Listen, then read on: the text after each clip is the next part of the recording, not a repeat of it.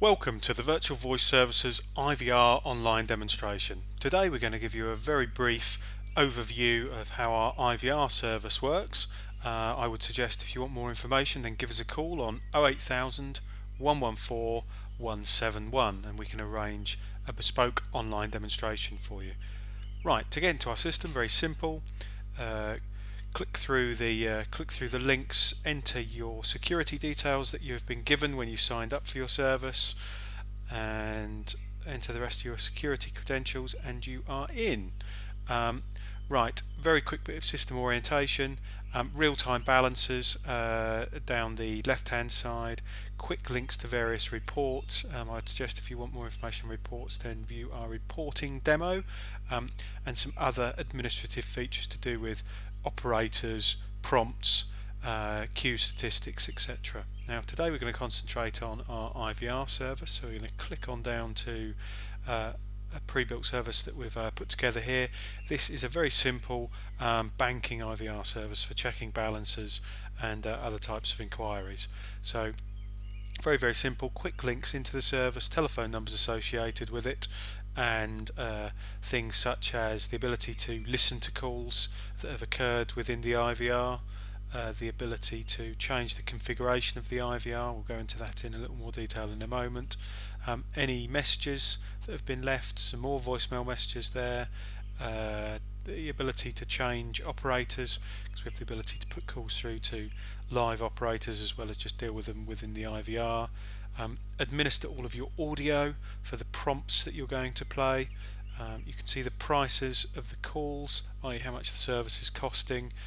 If you put calls through to agents, you can actually see things like real-time queue statistics, and then a complete breakdown of all calls that have come into the service. So straight away we're going to dive into the configuration. Now we basically start with a blank sheet of paper. We've got a pre-built service here, but it's very easy to administer for non-technical staff. So, and this really is a snapshot. I would suggest giving us a call for a more in-depth demonstration to meet your exact requirements. So very simple here. In this instance, someone's going to dial the telephone number associated with this service. We're then going to go into a time switch. Within the time switch, that essentially gives us options about how the service is to behave on different days, different times of day, etc. For example, you may not want to offer the ability to transfer to an operator outside of certain core operating times, or you may want to go to different groups of operators in different times, offshore, etc. So very easy to administer. If you want to actually change the times, then you simply say, right, this time here is changing to 9:45 and the opening times are being extended. You hit save, and that's now live. The next call to actually enter this particular call flow will behave in the way that you've just changed the settings there. So you can also pre-program things like a date switch, so Christmas Day, New Year's Day, bank holidays, etc. You can have all of those configurations pre-built. You don't have to worry about them the day before it actually happens or on the day, as with some customers. So once we've decided what's going to happen in different times of day, we move through to, in this instance, the red time slot. We're going to play a welcome message. So very simple. You have a list of up to 8 prompts you can essentially play. If you need more than 8 prompts, you can just join another play message node, as we call it. Select the prompts you want to play just simply by hitting choose or new. If you actually want to use our text-to-speech engine, then you can hit new, type in the text that you want the system to say, and it will generate the audio based on the text that you've input. So you can upload any prompts that you require into the system, and they'll play through in the sequence that you essentially have them programmed there. Then we're moving on to, in this instance, a first level menu, or as some people like to refer to it, an auto attendant. Now very simply, this is the ability to give people choices, i.e. press 1 for, press 2 for. Now again, we have a familiar looking prompt menu where you can load yet more prompts associated with this particular menu, then select how many options you require.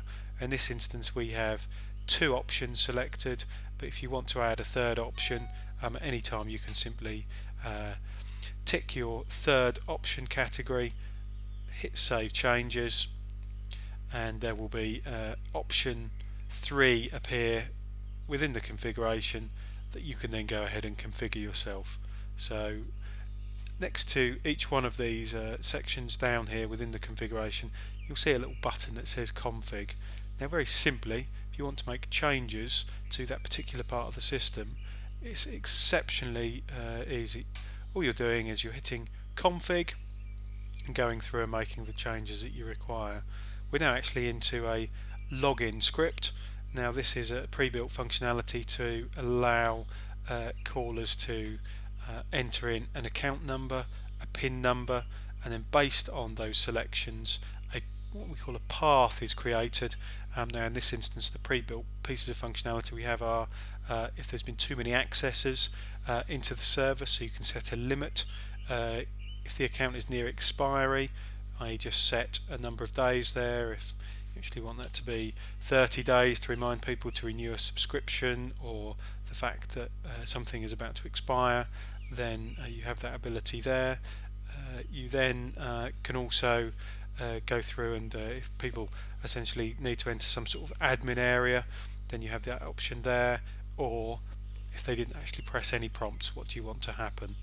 And again, as I said, this is a bit of a whistle stop tour, but we then move on. If the account has expired, what do we want to do? Do we want to play an account expired message, maybe put them through to some sort of queue, and then if for some reason the queue doesn't answer, put people through to a voicemail to email service to alert you that there's messages available. Too many accesses, potentially that's fraudulent, so if there's too many accesses, we're going to play a message and then place an outbound phone call maybe to our fraud team. Then the next stage on is if the login fails, try again. We can go around, repeat that essentially scenario 3 or 4 times before moving maybe into the fraud team warning, or not allowing people access into the system again. If the account is near expiry, again we go through to play that message and then put them back to the login screen, because even though the account is near expiry, they probably still want to log in. Or once they've logged in, there's certain things they're going to want to be able to do. In this instance, we're going to perform an HTTPS request into a back-end system to draw out maybe an account balance, and so we're going to return that request, play the information that's been returned to us, and then give people the option to maybe listen to the balance again. Then once they've done that, go back to a main menu, and once they've gone back to a main menu, potentially they may hit something like other inquiries. Now this could be to go through to an operator queue, so then we have a load more functionality within an operator queue node, which will allow things like giving people queue position, time, music, etc. while they're in queue. Then we're going through selecting who we're actually physically going to call. In this instance we've got some operators set up here in sequence, followed by a hunt group of essentially operators grouped into under a single DDI. So lots and lots of functionality available within the IVR service. As I said, I think really it's probably best to give us a call, have a bespoke online demonstration based on your exact requirements. That ends the IVR demo. Again, if you have any questions, please call us on 08000 114 171. Thank you very much for your time.